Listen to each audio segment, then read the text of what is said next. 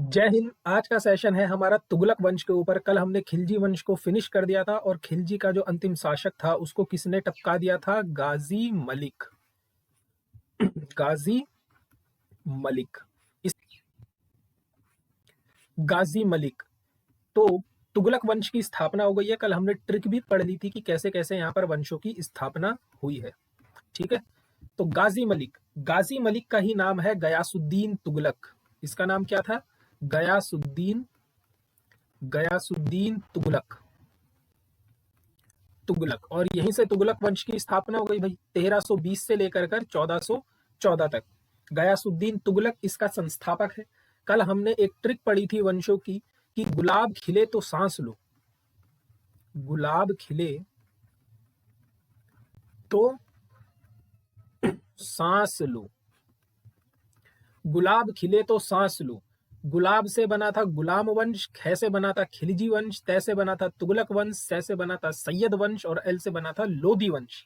तो आज हम तुगलक वंश के ऊपर काम करेंगे।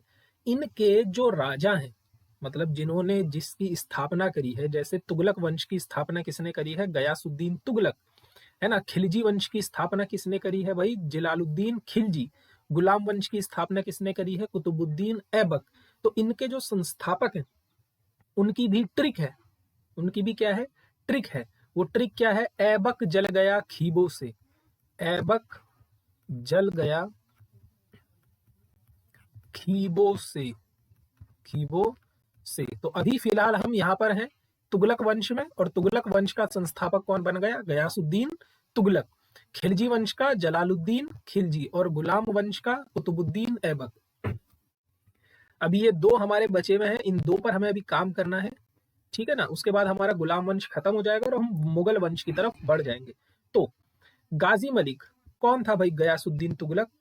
इस बंदे ने कृषि के लिए बहुत काम करवाया, कृषि के लिए नहरों का निर्माण करवाया। तो क्वेश्चन पूछा हुआ है कि कृषि के लिए पहली बार नहरों का निर्माण करवाने वाला कौन था? गयासुद्दीन तुगलक। तो नहरों का निर्माण करवाया इसने। नहरों का निर्माण दो टाइप से क्वेश्चन पूछेगा। नहरों का निर्माण किसने करवाया था? गयासुद्दीन तुगलक। और पूरी तरीके से नहरों का जाल बिछा दिया था फिरोज शाह तुगलक, ठीक है ना। तो नहरों का निर्माण करवाने वाला कौन था भाई? गयासुद्दीन तुगलक। अब दक्षिण भारत जीतना, इसको दक्षिण भारत जीतने की बहुत ललक थी। तो दक्षिण भारत में भी दो जगह थी, एक तो अपना बंगाल और एक तेलंगाना। समझो इस चीज को, बंगाल और तेलंगाना।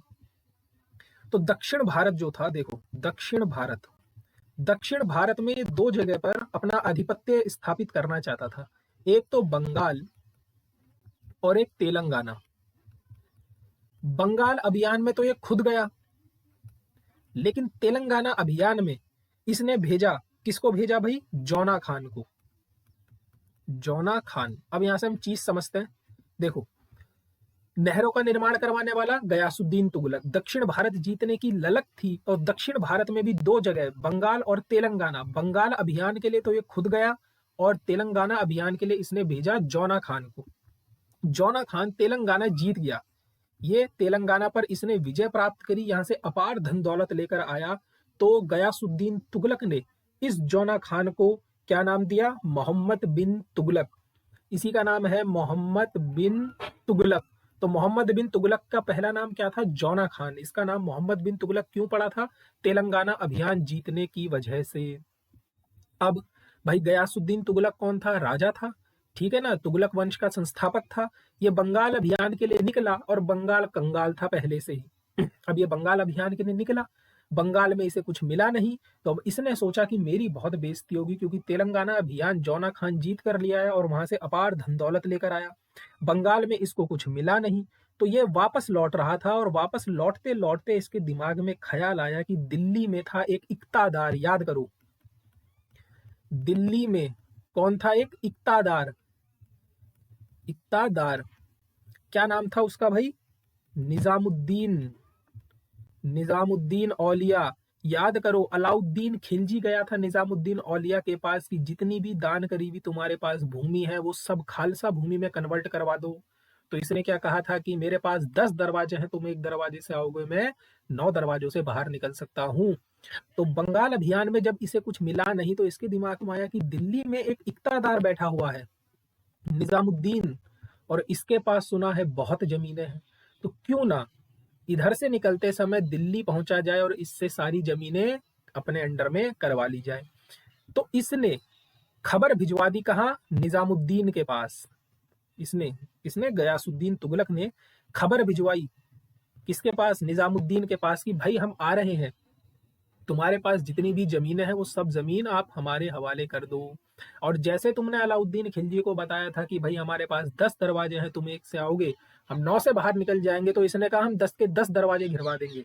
तो इधर से निजामुद्दीन ने यहाँ पर रिप्लाई भिजवाया कि साहब दिल्ली अभी दूर है, दिल्ली अभी दूर है, दिल्ली अभी दूर है। कहने का मतलब ये था कि पहले आप दिल्ली आओ, तो दिल्ली आओगे तभी तो जमीन ले पाओगे, अभी दिल्ली बहुत दूर है, आइए। मतलब कोई भी काम होने से पहले उस चीज का ऐलान मत कीजिए। तो कहने का मतलब ये था कि निजामुद्दीन एक धार्मिक गुरु थे, इन्होंने एक तरीके से इनको क्या दे दिया था? श्राप दे दिया था कि दिल्ली अभी दूर है, आप पहुंच ही नहीं पाओगे दिल्ली तक, ठीक है ना। तो गयासुद्दीन तुगलक बंगाल अभियान से कहाँ निकल रहा था भाई? दिल्ली निकल रहा था। और दिल्ली पहुंच, अब दिल्ली भाई बहुत दूर था बंगाल से उस समय घोड़ा वोड़ा हाथी के ऊपर जाते थे, गाड़ी वाड़ी एरोप्लेन इन सब की सुविधा तो थी नहीं, ठीक है ना। तो यहाँ से बंगाल से निकलते समय यहाँ पर एक जगह पड़ती है, कहाँ पर? देखो एक चीज, जौना खान तेलंगाना अभियान पूरा करके वापस आ चुका था, ठीक है, ये बात क्लियर होनी चाहिए कि जौना खान जो था वो अपना अभियान पूरा करके वापस आ चुका था, ठीक ठीक है। जब बंगाल का अभियान तो पूरा हो नहीं पाया, यहां से ये जा रहा था दिल्ली, तो दिल्ली में एक जगह, बंगाल के बाद और दिल्ली से पहले एक जगह पड़ती है अफगानपुर।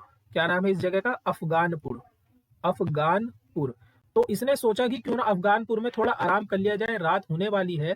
तो इसने संदेश भिजवाया जौना खान को कि भाई हम अफगानपुर पहुंचने वाले हैं, आप हमारे लिए एक महल का निर्माण करवा दीजिए। तो इस जौना खान ने, इसने कोई भी काम तमीज से नहीं करा, मोहम्मद बिन तुगलक ने। तो इस जौना खान यानी कि मोहम्मद बिन तुगलक ने यहाँ पर अफगानपुर में एक लकड़ी का महल बनवा दिया। क्या बनवा दिया? लकड़ी का महल बनवा दिया, ठीक है ना।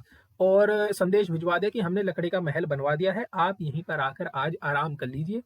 तो ये गयासुद्दीन तुगलक और इसके सैनिक लोग यहाँ पर आराम करना है, और रात में लकड़ी का महल ढह कर गिर गया पूरा, और यहाँ पर गयासुद्दीन तुगलक की हो गई मृत्यु। गयासुद्दीन खत्म। अब जब गयासुद्दीन मर गया तो ऑब्वियस सी बात है भाई, राजा कौन बनेगा? मोहम्मद बिन तुगलक। तो राजा कौन बन गया? मोहम्मद बिन तुगलक। देखो